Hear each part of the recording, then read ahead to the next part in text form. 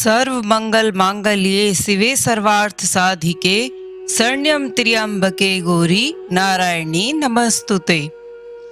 माँ आदिशक्ति की कृपा सदैव आप पर और आपके परिवार पर बनी रहे। आपका दिन मंगलमय हो। जय माता दी। आज नवरात्रि का 8वां दिन है और नवरात्रि के 8वें दिन माँ महागौरी की पूजा की जाती है। अगर आप जगदम्बा को प्रसन्न करने की अभिलाषा रखते हैं तो माँ की विधि अनुसार पूजा करें। साथ ही माँ को उनका प्रिय पुष्प व भोग अवश्य चढ़ाएं। तो चलिए शुरू करते हैं 8वां अध्याय। इस अध्याय में हम रक्तबीज वध का वर्णन करेंगे। मैं अणिमा आदि सिद्धिमयी किरणों से आवर्त भवानी का ध्यान करता हूँ। उनके शरीर का रंग लाल है, नेत्रों में करुणा लहरा रही है और हाथों में पाश, अंकुश, बाण और धनुष शोभा पाते हैं।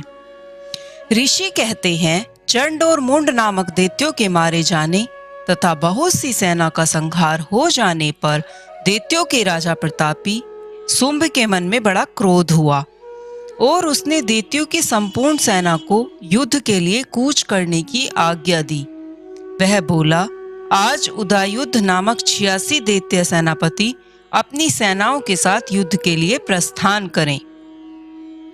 कंबु नाम वाले दैत्यों के 84 सेनानायक अपनी वाहिनी से घिरे हुए यात्रा करें।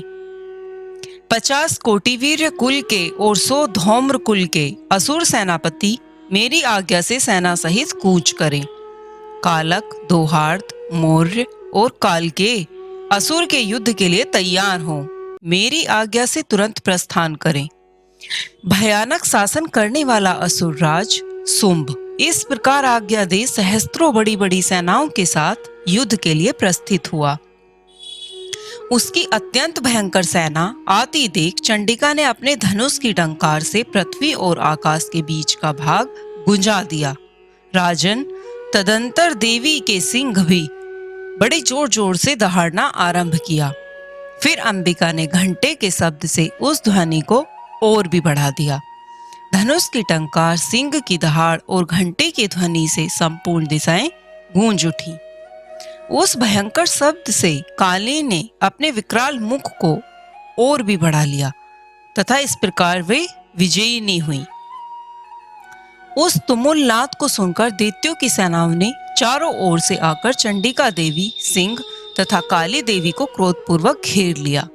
राजन, इसी बीच में असुरों के विनाश तथा देवताओं के अभ्युदय के लिए ब्रह्मा, शिव, कार्तिकेय, विष्णु तथा इंद्र आदि देवों की शक्तियां जो अत्यंत पराक्रम और बल से संपन्न थीं, उनके शरीरों से निकलकर उन्हीं के रूप में चंडिका देवी के पास गईं। जिस देवता का जैसा रूप, जैसी वेशभूषा और जैसा वाहन है, ठीक वैसे ही साधनों से संपन्न हो, उसकी शक्ति असुरों से युद्ध करने के लिए आई। सबसे पहले हंसयुक्त विमान पर बैठी हुई अक्षसूत्र और कमंडलू से सुशोभित ब्रह्मा जी की शक्ति उपस्थित हुई, जिसे ब्रह्माणी कहते हैं। महादेव जी की शक्ति वृषभर पर आरूढ़ हो, हाथों में श्रेष्ठ त्रिशूल धारण किए, महानाग का कंकड़ पहने, मस्तक में चंद्र रेखा से विभूषित हो वहां आ पहुंची।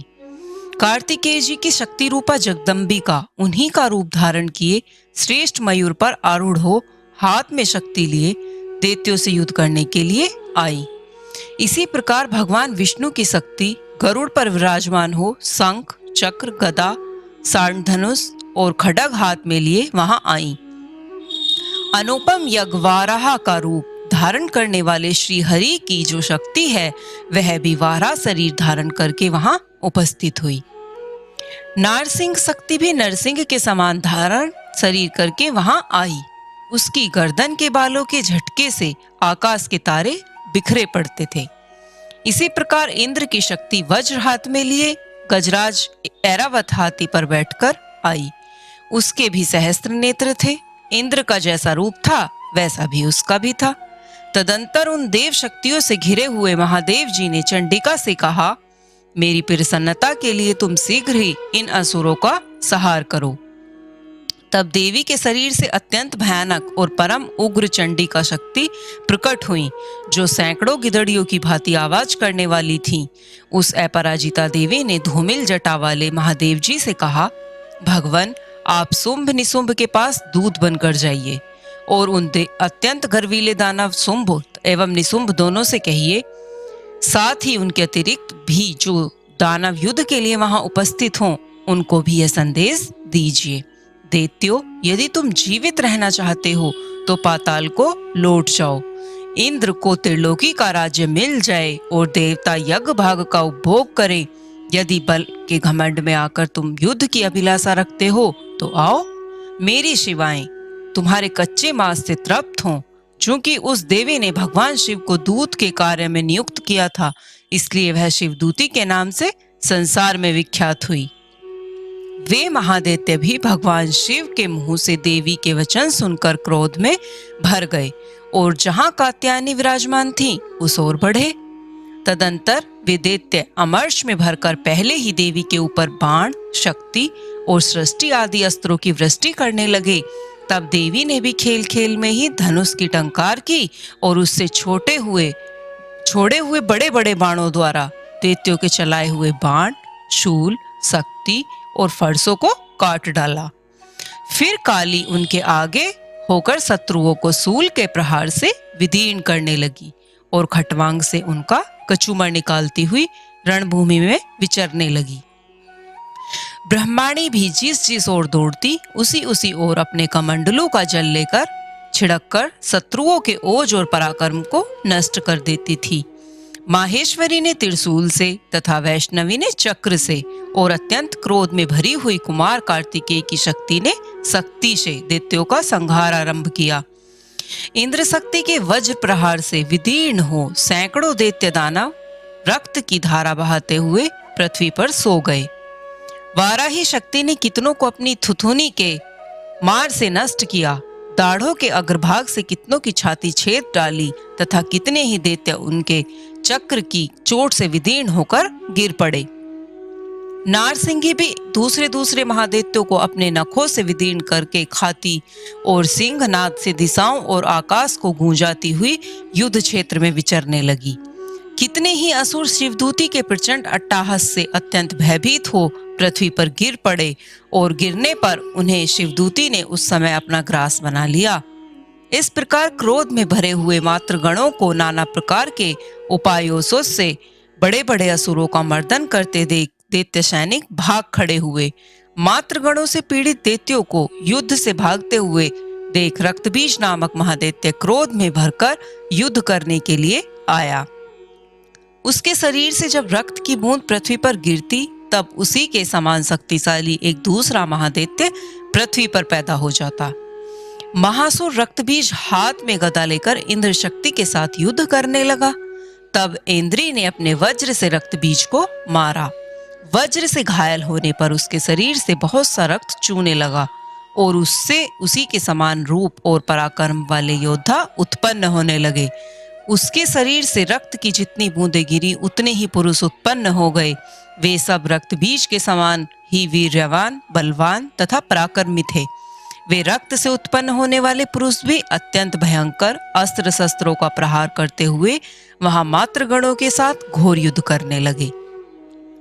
पुनः वज्र के प्रहार से जब उसका मस्तक घायल हुआ तब रक्त बहने लगा और उससे हजारों पुरुष उत्पन्न हो गए। वैष्णवी ने युद्ध में रक्तबीज पर चक्र का प्रहार किया तथा इंद्री ने अपने दैत्य सेनापति को गदा से चोट पहुंचाई। वैष्णवी के चक्र से घायल होने पर उसके शरीर से जो रक्त बहा और उससे जो उसी के बराबर आकार वाले सहस्त्रों महादैत्य प्रकट हुए, उनके द्वारा संपूर्ण जगत व्याप्त हो गया। कोमारी ने शक्ति से, वाराही ने खड़ग से और माहेश्वरी ने त्रिशूल से महादैत्य रक्तबीज को घायल किया। क्रोध में भरे हुए उस महादैत्य रक्तबीज भी गदे सहित सभी मात्र शक्तियों पर पृथक पृथक प्रहार किए। शक्ति और सूल आदि से अनेक बार घायल होने पर जो उसके शरीर से रक्त की धारा पृथ्वी पर गिरी, उससे भी निश्चय ही सैकड़ों असुर उत्पन्न हुए। इस प्रकार उस महादैत्य के रक्त से प्रकट हुए असुरों द्वारा संपूर्ण जगत व्याप्त हो गया। इससे उन देवताओं को बड़ा भय हुआ। देवताओं को उदास देख चंडिके ने काली से शीघ्रतापूर्वक कहा, चामुंडे, तुम अपना मुख और भी फैलाओ तथा मेरे शस्त्रपात से गिरने वाले रक्त बिंदुओं और उनसे उत्पन्न होने वाले महादैत्यों को तुम अपने उस उतावले मुख से खा जाओ। इस प्रकार रक्त से उत्पन्न होने वाले महादैत्यों का भक्षण करती हुई तुम रण में विचरती रहो। ऐसा करने से उस दैत्य का सारा रक्त क्षीण हो जाने पर वह स्वयं भी नष्ट हो जाएगा। उन भयंकर दैत्यों को जब तुम खा जाओगी तब दूसरे नए दैत्य उत्पन्न नहीं होंगे। काली से यूं कहकर चंडिका देवी ने सूल से रक्त बीज को मारा और काली ने अपने मुख में उसका रक्त ले लिया। तब उसने वहां चंडिका पर गदा से प्रहार किया, किंतु उस गदापति ने देवी को तनिक भी वेदना नहीं पहुंचाई। रक्त बीज के घायल शरीर से बहुत सा रक्त गिरा, किंतु जो ही वह गिरा त्यों ही चामुंडे उसे अपने मुख में ले लिया। रक्त गिरने से काली के मुख में जो महादैत्य उत्पन्न हुए उन्हें भी वह चट कर गईं और उसने रक्त बीज का रक्त भी पी लिया। तदंतर देवी ने रक्त बीजों को, जिसका रक्त चामुंडे ने पी लिया था, वज्र, बाण, खड़ग तथा सृष्टि आदि से मार डाला। राजन, इस प्रकार शस्त्रों के समुदाय से आहत उस रक्तहीन हुए महादैत्य रक्त बीज पृथ्वी पर गिर पड़ा। नरेश्वर, इससे देवताओं को अनुपम हर्ष की प्राप्ति हुई और मातृगण उन अंसुरों के रक्तपान से मद से उद्गत सा होकर नृत्य करने लगा। इस प्रकार श्री मार्कंडेय पुराण में सावर्णिक मनवंतर की कथा के अंतर्गत देवी महात्म्य में रक्त बीज वध नामक 8वां अध्याय पूरा हुआ। तो धन्यवाद दोस्तों, कैसा लगा आपको हमारा 8वां अध्याय? अगर आपको ये वीडियो पसंद आई हो तो वीडियो को लाइक करें, शेयर करें और हमारे चैनल को सब्सक्राइब करें। मिलते हैं दुर्गा सप्तशती के एक और नए अध्याय में। तब तक के लिए धन्यवाद।